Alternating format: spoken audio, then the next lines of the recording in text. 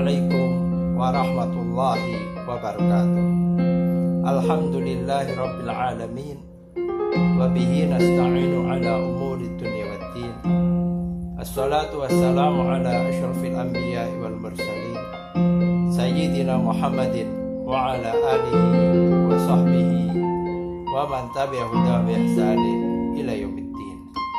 Asyhadu an la ilaha illallah wahdahu la syarika lah wa asyhadu anna Muhammadan abduhu wa rasuluh la nabiyya ba'dah. Pemirsa yang budiman, sebagai mukjizat yang terbesar sepanjang zaman, Al-Quran merupakan ancaman dan petaka bagi orang-orang yang menentangnya, yaitu orang-orang kafir. Keagungan isi Al-Quran membuat mereka kecewa dan putus asa, bahkan mati kutu. Syekhul Azhar Dr. Abdul Halim Mahmud berkata, para orientalis dari waktu ke waktu telah berusaha untuk mencari-cari kelemahan Al-Quran, namun mereka tidak mendapatkan celah untuk meragukan keasliannya. Ketika orang-orang kafir berusaha untuk menandingi Al-Quran, seperti yang dilakukan oleh para nabi-nabi palsu, justru mereka memperlihatkan kekonyolan dan kekerdilan diri mereka sendiri. Dan ini justru menunjukkan keunggulan Al-Quran.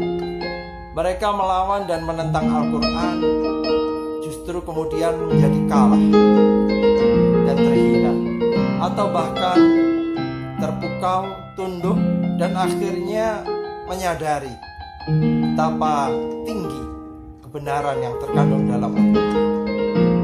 Kita ingat bagaimana Sayyidina Umar bin Khattab yang mendobrak rumah adiknya Fatimah binti Khattab yang lebih dahulu memeluk Islam.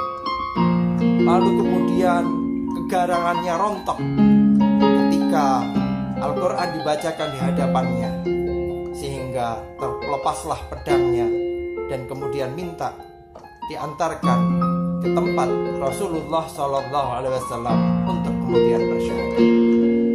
Sejarah mencatat bagaimana sahabat Mus'ab bin Umair yang diutus oleh Rasulullah SAW untuk mengajarkan Al-Quran kepada penduduk Madinah.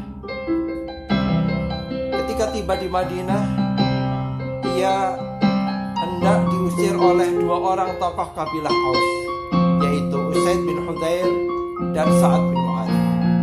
Maka kemudian Mus'ab berkata dengan santun, "Tidakkah Tuan duduk sebentar menyimak ayat-ayat kami?" Maka kemudian Mus'ab membacakan Al-Quran, dan kedua orang yang semula hendak mengusir Mus'ab dari kota Madinah ini tidak mampu menahan pesona Al-Quran, sehingga keduanya bersyahadat masuk Islam.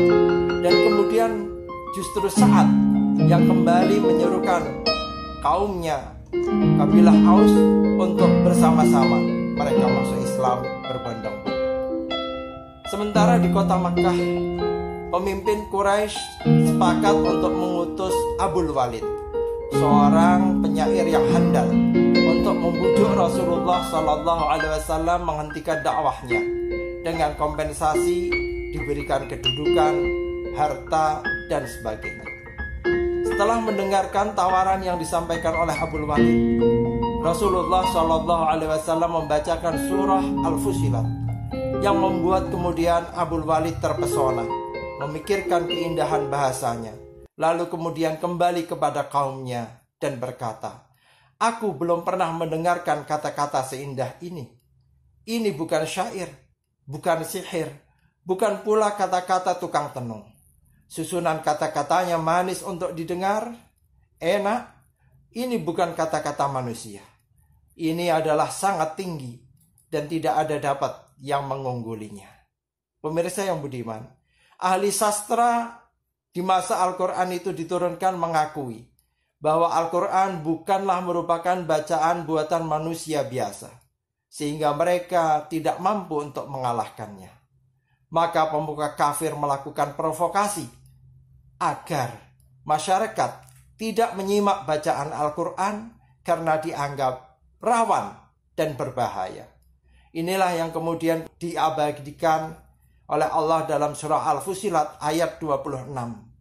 Wa qala alladziina kafaru la tasma'u li hadzal qur'ani walghaw fihi la'allakum taghlibun. Yang artinya, dan orang-orang yang kafir berkata, janganlah kamu mendengarkan bacaan Al-Quran itu, dan buatlah kegaduhan terhadapnya, agar kamu dapat mengalahkan mereka. Pemirsa yang budiman, kini musuh-musuh Islam sadar bahwa mereka tidak mampu menandingi Al-Quran. Mereka tidak mampu mematahkan keindahan maupun isi kandungan daripada Al-Quran. Maka mereka berusaha untuk mengacaukan. Sebagaimana kalau dulu orang-orang kafir dari Quraisy mengacaukan masyarakat, jangan membaca atau jangan menyimak bacaan Al-Quran. Sekarang mereka mengacaukan pemahaman umat Islam terhadap Al-Quran agar jauh dari pemahaman yang benar terhadap isi Al-Quran.